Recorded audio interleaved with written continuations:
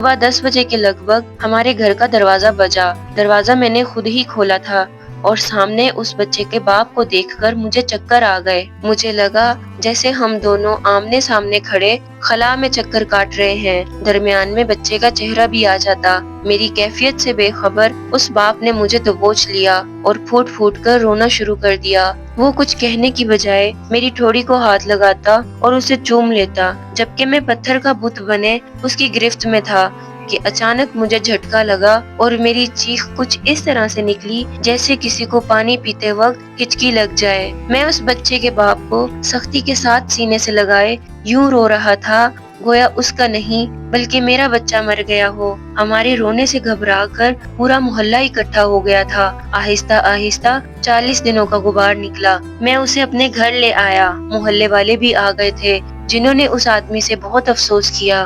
खैर कुछ देर के बाद उसने अपनी जेब से मेरा शनाख्ती कार्ड निकाला और मुझे वापस किया। फिर जेब में हाथ डालकर कुछ रकम निकाली और मेरा शुक्रिया अदा करके कहने लगा कि आपके पैसे बड़े बरकत वाले थे। शायद ये आपके खुलूस की बरकत थी कि मेरे बहुत सारे काम हो गए। सारे अखराजात के बाद कुछ पैसे बच भी गए हैं, उनमें मैंने कुछ उधार लेकर डाले हैं। ये आपकी रकम है, कबूल कर लीजिए। मैंने पैसे वापस लेने से सख्ती के साथ इनकार कर दिया और मिन्नत समाजत करके उसको राजी किया।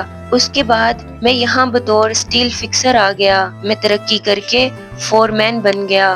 3 साल बाद मैंने साले की मदद से अपनी कंपनी बनाई और उस बच्चे के वालिद को भी बुला लिया। आज वो मेरी कंपनी में फोरमैन है और अल्लाह ने उसे 2 बेटों और 1 बेटी से नवाजा है।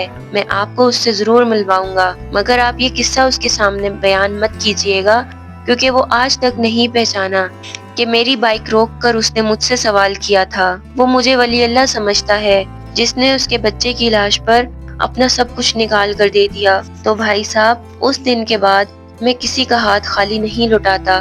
थोड़ा सा देने से न अगला अमीर होता है और न मैं गरीब होता हूँ। बस दिल को एक तसल्ली होती है कि मैं उस बच्चे का बहा खून अदा कर रहा हूँ। रह गई लूटने की बात, तो भाई साहब हमें कौन नहीं लूटता। जूते वाला हमें लूटता है, कपड़े वाला हमें लूटता है और सब्जी और गोश्त वाला हमको लूटता है। इतना लूटने के बाद अगर कोई हमें अल्लाह के नाम पे लूट ले तो शायद हशर में हमारी निजात का समान हो जाए कि ये बंदा मेरी खातिर मेरे नाम पे लुटता रहा। तो नाज़रीन इकराम, अगर आपको ये कहानी पसंद आए तो हमारे चैनल ज़माना किस्सा सबक को जरूर सब्सक्राइब